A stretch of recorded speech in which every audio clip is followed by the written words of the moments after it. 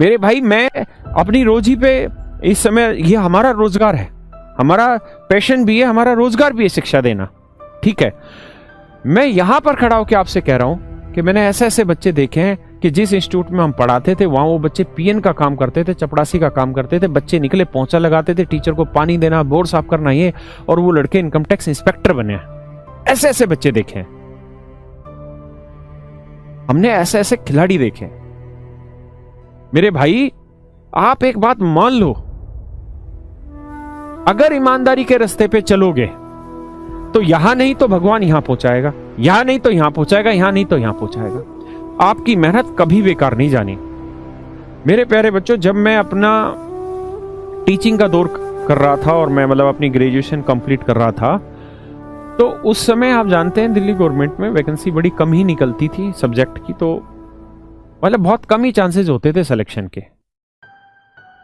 तो एक दो जगह ऐसा हुआ मेरे साथ भी कि मेरा इंटरव्यू अच्छा नहीं हुआ और मेरा सिलेक्शन ही नहीं हो पाता था इंटरव्यू की वजह से। मैं बड़ा उस चीज से निराश होता रहता था। एक दिन ऐसे ही मैं बैठा बैठा मतलब मेरे मन में कुछ आया कि यार ये तो गलत हो रहा है और एक भी इंटरव्यू क्रैक नहीं हो रहा, टेस्ट क्लियर कर ले रहे हैं, इंटरव्यू क्रैक नहीं हो रहा। मेरे फादर साहब से मैंने बात करी तो कह रहे कि कोई दिक्कत नहीं, आप जो मेहनत करते जा रहे हो ना इसको करते रहो, इसका फल कहीं ना कहीं दे देगा भगवान।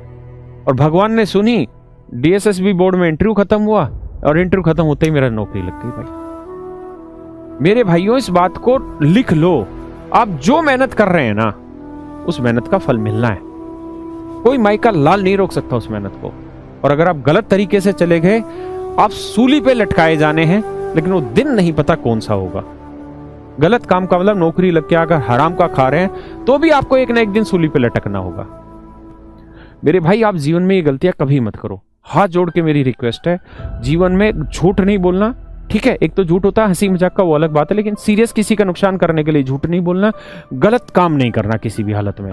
नौकरी इच्छा ही धारण कर लो कि नौकरी मैं इसलिए ले रहा हूं क्योंकि सरकार मुझे जो पैसा देगी मैं उसमें खुश रह के और जितना भलाई का काम कर सकता हूं लोगों का उतना भलाई का काम करूंगा। पैसा कमाना है, क्यों साला पढ़ना है, दूसरे बहुत सारे काम धंधे उसको करो भाई, और खूब बढ़िया से पढ़ो और अपना दूसरा कोई काम धंधा करो, वहां खूब पैसा कमाओ, है बिजनेस है। आप एक कपड़े की भी रेहड़ी लेके बैठेंगे, छोले भटूरे की रेहड़ी लेके बैठेंगे, उसमें भी आप रईस बन सकते हैं। अभी ये जो माशे जी जो अभी एक्सपायर हुए हैं, एमडीएच मसाले वाले, ये क्या करते थे, ये एक टांगे के ऊपर मसाला बेचा करते थे। आज आपको पता खरबों की कंपनी बन गई, खरबों की। तो भाई जीरो से ही मेहनत शुरू होगी और आप हीरो बन सकते हैं। इसलिए कतई परेशान मत हो इस बात को।